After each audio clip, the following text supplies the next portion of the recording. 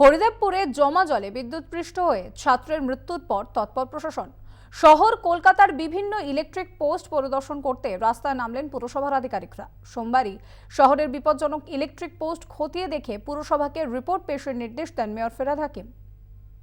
গত বছরই রাজভবনের সামনে বৃষ্টির জমা জলে বিদ্যুৎপৃষ্ট হয়ে প্রাণ হারান এক ব্যক্তি। গত বছরের স্মৃতি উস্কে দিল ঠিক একইভাবে রবিবার হরিদেবপুরে টিউশন যাওয়ার সময় বিদ্যুৎপৃষ্ট হয়ে মর্মান্তিকভাবে মৃত্যু হয় এক কিশোরের মৃত্যুর পর প্রশ্ন ওঠে প্রশাসনের গাফিলতি নিয়ে। এরপর পুরো কমিশনারকে ঘটনার তদন্তের নির্দেশ দেন মেয়র ফিরহাদ হাকিম। বর্ষার সময় শহরের লাইট পোস্টগুলির বিপজ্জনক তার সরানো হয়েছে কিনা তা 3 দিনের মধ্যে খতিয়ে দেখে রিপোর্ট পেশ করার নির্দেশ দেওয়া হয়েছে।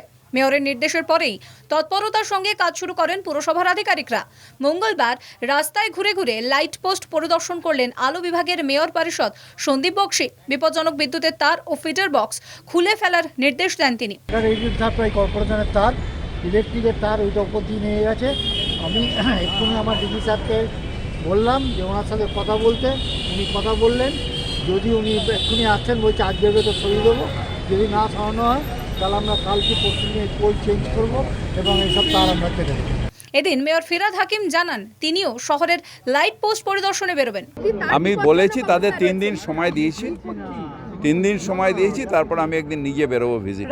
কলকাতা পুরসভার তরফে জানানো হয় যদি বুধবারের মধ্যে সিএসসি শহরের বিপজ্জনক তারগুলির ব্যবস্থা না নেয় তাহলে সেগুলি কেটে ফেলা হবে।